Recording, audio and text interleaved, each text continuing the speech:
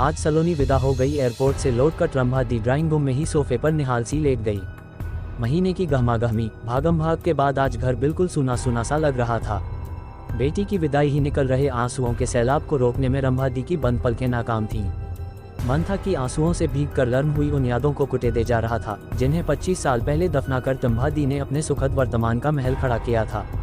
आखिर कहाँ पहुँच गया था रंभा और आशुतोष का वैवाहिक जीवन। मुंगेर के अब से प्रतिष्ठित धनाढ्य मधुसूदन परिवार को भला कौन नहीं जानता था। घर के प्रमुख मधुसूदन शहर के ख्याति प्राप्त वकील थे। वृद्धावस्था में भी उनके यहाँ मुवक्किलों का तांता लगा रहता था। वे अब तक खानदानी इज्जत की सहेजे हुए थे, लेकिन उन्हीं के इकलौते रंभा के पिता शंभुनाथ कुल की मर्यादा के साथ साथ धन दौलत को भी दारू में उड़ा रहे थे। उन्हें संभालने की तमाम कोशिशें नाकाम हो चुकी थी। पिता ने किसी तरह वकालत की डिग्री भी दिलवा दी थी ताकि अपने साथ बैठाकर कुछ मिखा सकें, लेकिन दिन रात नींद में धुत लड़खड़ाती आवाज वाले वकील को कौन पूछता। बहू भी समझदार नहीं थी। पति या बच्चों को संभालने के बजाय दिन रात अपने को कोसती, कलह करती।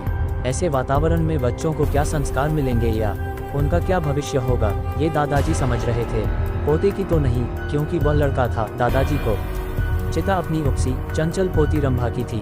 उठी ये गैर जिम्मेदार माता पिता के भट्टी से नहीं छोड़ना चाहते थे। इसी कारण मैट्रिक की परीक्षा देते ही मात्र 18 साल की उम्र में दभा की शादी करवा दी। आयुतोषनी का पटना में फर्नीचर का एक बहुत बड़ा शोरूम था। अपने परिवार में वे अकेले लड़के थे। उनकी दोनों बहनों की शादी हो चुकी थी। माँ का देहांत जब ये सब छोटे ही थे तभी हो गया था।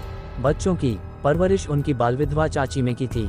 शादी के बाद रंभा भी पटना आ गई। रिजल्ट निकलने के बाद उनका आगे की पढ़ाई के लिए दाखिला पटना में ही हो गया। आशुतोष जी और रंभा में उम्र के साथ साथ स्वभाव में भी काफी अंतर था। जहाँ रंभा चंचल, वातुली और मौजमस्ती करने वाली थी, वहीं आशुतोष जी शांत और गंभीर स्वभाव के थे। वे पूरा दिन दुकान पर ही रहते, फिर भी रंभा दी को कोई शिकायत नहीं थी। नया बड़ा शहर, कॉलेज का खुला माहौल, गर्दे नई सहेलियां, नई उमंगें, नई तरगई टपती आजाद पक्षी की तरह मौजमस्ती में डूबी रहती। कोई टोकने वाला था नहीं। उन दिनों चाची सास आई हुई थी। फिट भी उनकी उच्छृंखलता कायम थी।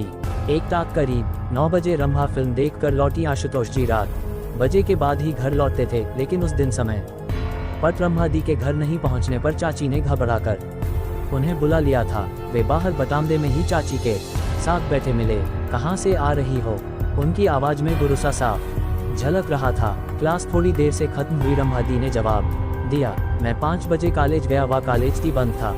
अपने एक झूठ को छिपाने के लिए रंभा दी में दूसरी कहानी गढ़ी। लौटते वक्त सीमा दीदी के यहाँ चली गई थी। सीमा दी आशुतोष जी के दोस्त की पत्नी थी, जो रंभा दी के कॉलेज में ही पढ़ती थी। आशुतोष जी गुस्से से हाथ में पकड़ा हुआ गिलास रंभा की तरफ जोर ही फेंक कर चिल्लाए, कुछ तो अर्न करो। सीमा और अरुण अभी यहाँ से गए हैं। घर में पूरा दिन चाची अकेली रहती है। कॉलेज जाने तक तो ठीक है, उसके बाद गुलछुएं उड़ाती रहती हो, अपने घर के संस्कार दिखा रही हो। आशुतोष जी आपे से वाह ही गए थे। उनका गुठिया वाजिब भी था। शादी को साल हो गया था। उन्होंने रंभा दी को किसी बात के लिए कभी नहीं टोका, लेकिन आज मितुल्य चाची के सामने उन्हें रंभा दी की आदतों के कारण शर्मिंदा होना पड़ा था। रंभा दी का गुस्सा भी 7वें आसमान पर था। एक तो नादान उम्र, उस पर दूसरे के सामने हुई बेइज्जती के कारण ते रात भर सुलगती रही। सुबह बिना किसी को बताए मायके आ गई। घर में किसी ने कुछ पूछा भी नहीं। देखने, समझने, समझाने वाले दादाजी तो पति की विदाई के 6 महीने बाद ही दुनिया से विदा हो गए थे। आशुतोषनी ने जरूर फोन करके उनके पहुंचने का समाचार जान लिया, फिर कभी फोन नहीं किया। 3-4 दिनों के बाद रंभा दी ने माती उठा घटना का